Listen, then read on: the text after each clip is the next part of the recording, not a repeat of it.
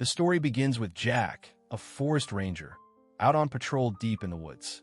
Out of nowhere, he's attacked. An arrow flies past, narrowly missing him. Shocked but still alive, Jack quickly removes his jacket, grabs his rifle, and cautiously moves forward, trying to find out who's out there. Minutes pass. The forest is silent. But then another arrow cuts through the air. This time, it strikes him, piercing just above his chest. Jack collapses to the ground in pain. He tries to pull the arrow out, but it snaps in half, leaving the tip buried inside.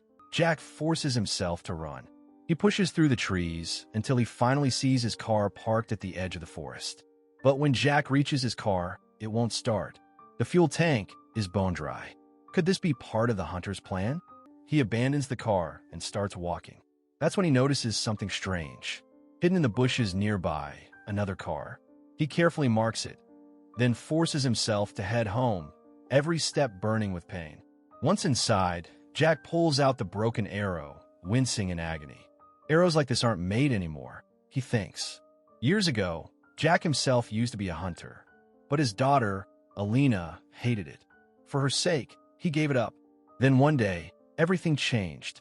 While traveling back with Alina, Jack stopped briefly to pick up some supplies. When he returned, she was gone. That was 5 years ago. And still today, Jack puts up missing posters, refusing to give up. To numb the pain, he turned to alcohol, so much that even his wife left him. Now, he lived alone. Becoming a forest ranger was his way of protecting what mattered: wildlife. He's rigged over half the forest with cameras, watching every corner from his cabin. Meanwhile, in town, we meet the new sheriff, Elizabeth. She walks into Chief Carl's office with a demand: release her brother, Kroom. He'd been caught at an abandoned factory, caught running dirty business. But because of Elizabeth's new position, Carl lets him go, with only a warning. On the way out, Elizabeth presses her brother. Did you kill anyone? Kroom insists, no. She tells him to stay out of trouble, but he doesn't respond. Before she can push further, Elizabeth's phone rings. A call. There's been a body found near the river. She heads out immediately. Back at Jack's cabin, Jack's ex-wife came to see him. She wanted him to finally hold a funeral for their daughter, because now she was pregnant again, and she didn't want her new baby to grow up under the shadow of that painful past. But Jack refused to sign the papers, because deep down, he was certain his daughter was still alive. When his wife realized he was still drowning in alcohol, she gave up. She told him, the funeral is in 2 weeks. Be there. And then she left. The scene shifts. At the crime scene, police officers surround the girl's lifeless body, searching for evidence. But they find nothing conclusive. Elizabeth takes a closer look. Around the victim's neck, faint marks, old injuries. Then, more traces, bloodstains nearby. She realizes this girl had been wounded for some time, fighting to survive. And then a broken arrow lodged in a tree. They bag it for forensics. Later, back at the station, Elizabeth studies the arrow. And there, etched into the wood, a strange mark. Meanwhile, the news spreads across town about the girl's murder. When Jack saw the report, his heart stopped. Could this be his daughter? He rushed to the sheriff's office, demanding to see the body. But when he pulled back the sheet over her face, it wasn't her. Relief and pain collided inside him. His daughter was still out there. He knew it. After Jack left, Elizabeth turned to the town doctor.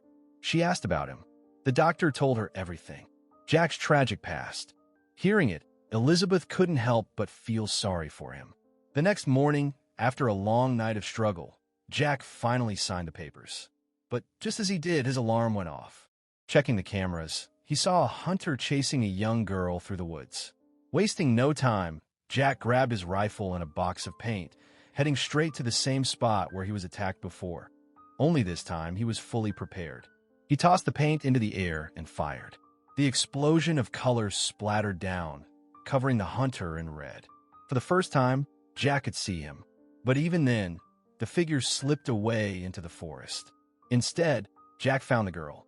She was wounded, her neck marked with the same strange scars they had seen on the dead girl earlier. Jack picked her up and tried to carry her to safety. Meanwhile, Sheriff Elizabeth took the broken arrow to a man who specialized in such artifacts. He told her it was an Atlas arrow, a weapon once used in ancient wars, so deadly that it was banned long ago. But one man still made them, Sam. The moment Elizabeth heard the name, she thought of her brother, because the abandoned factory where her brother had been caught was actually controlled by Sam. He was the one forcing young boys into illegal work. Elizabeth immediately went to the factory, but Sam wasn't there. A girl named Patty quietly pulled her aside and told her where to look next. When Elizabeth followed the address, Sam was gone again. All she found were materials, the exact kind used to craft the Atlas arrows. That's when someone walked in. It was Sam's partner, who told her another girl had just gone missing.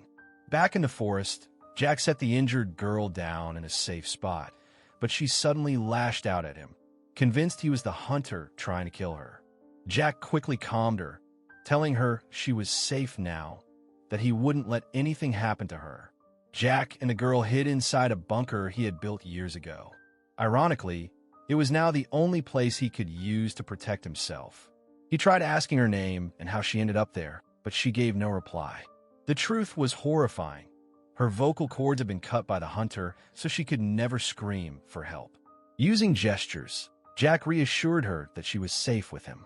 Slowly, she began to trust him. She bent down and wrote her name in the dirt. Molly. By morning, Jack decided it was time to move again. He took Molly with him and began walking back. Meanwhile, Elizabeth's suspicions about Jack grew stronger. She knew he had once taken Hunter's weapons and kept them for himself. To her, he seemed unstable, maybe even dangerous. Back at his cabin, Jack arrived exhausted and on edge. He sent someone inside. Before he could react, the hunter ambushed him with arrows. Jack fought back with everything he had, but he was weak, still wounded, and worn down. He couldn't hold out long. In the chaos, the hunter struck Molly, killing her instantly. Jack collapsed, devastated, his heart shattered at the sight. At that very moment, Elizabeth stormed into the cabin. She froze when she saw Molly's lifeless body. Then Jack stepped out from the shadows, a gun in his hands. To her, it looked like he had killed the girl himself. But lurking just behind them was the real hunter. He cracked his fingers, an old habit Elizabeth recognized instantly. Her heart sank.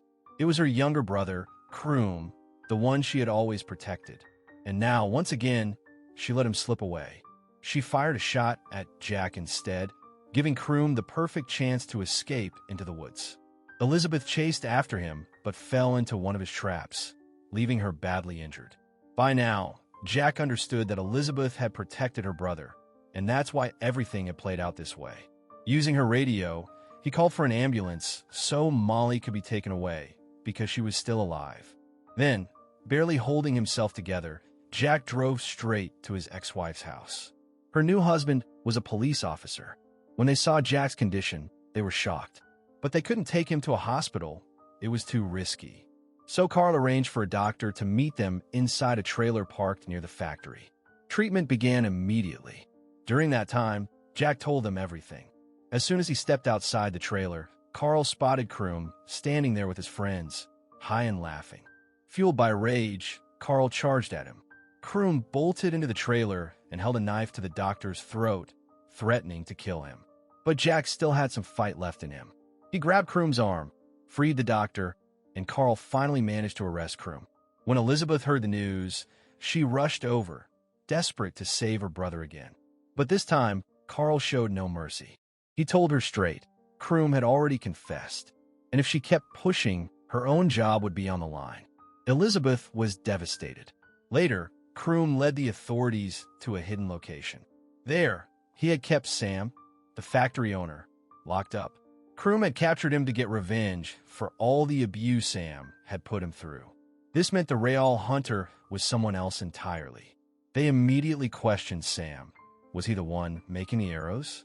But Sam denied it. He said he never left marks on his arrows. These had to be someone else's work. In the end, Jack changed his statement, which helped save Elizabeth's career. She now knew Kroom hadn't done all of this. And most importantly, Molly had survived. After everything that happened, Jack decided it was finally time to start a new life. One afternoon, he went out for groceries.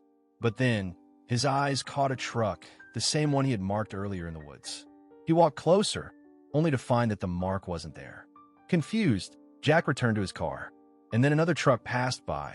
This one did have his mark. This time, Jack was certain. He stood still, ready to confront the driver. But when the door opened, it was just an old man who stepped out.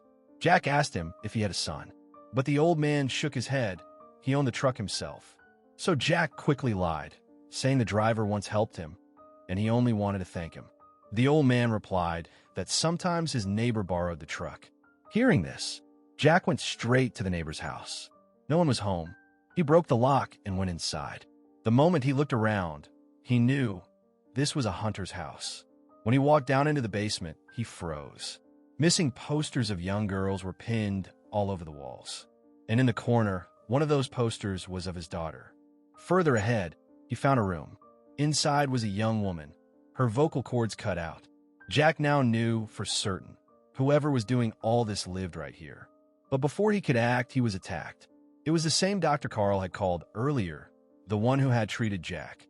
Meanwhile, Elizabeth went to see Molly, who was still recovering. Her doctor was none other than Dr. Boone. But Boone wasn't there at the moment. While waiting, Elizabeth noticed a photo of a little girl in his office. The nurse told her the story, that years ago, Boone's daughter had died in an accident. Her name was Melissa. That's when everything clicked for Elizabeth. She rushed straight to the doctor's house. Boone wasn't there, but the things lying around told her everything she needed to know. Elizabeth rushed straight to Jack's house to tell him she had discovered the truth, that his daughter's killer had finally been found. But Jack wasn't there. Instead, on his home surveillance monitors, Elizabeth saw it happening. Jack was already out there, hunting his prey. She watched as Jack's traps went off. In one of them, the doctor was caught. Before he could escape, Jack attacked him and beat him badly, demanding answers. "Why did you kill my daughter?" Jack shouted. The doctor, bloodied and broken, finally spoke. He said his hatred came from the past. His own daughter was killed because of a drunk driver. Since then, he swore vengeance on all alcoholics. And Jack, once a drunk, became part of his twisted crusade. Hearing this, Jack's anger boiled over. Just then, Elizabeth arrived. "Stop," she pleaded. "Turn him over to the police." But Jack knew better. "The police won't do anything," he growled. And with that, Jack dragged the doctor to the edge of a cliff and threw him into the abyss below. Elizabeth could do nothing. In the days that followed, Jack quietly tore down his daughter's missing posters from the town walls, finally ready to let go. And Elizabeth ordered the factory demolished, making sure no more young lives would be ruined there again. And with that, this story came to an end.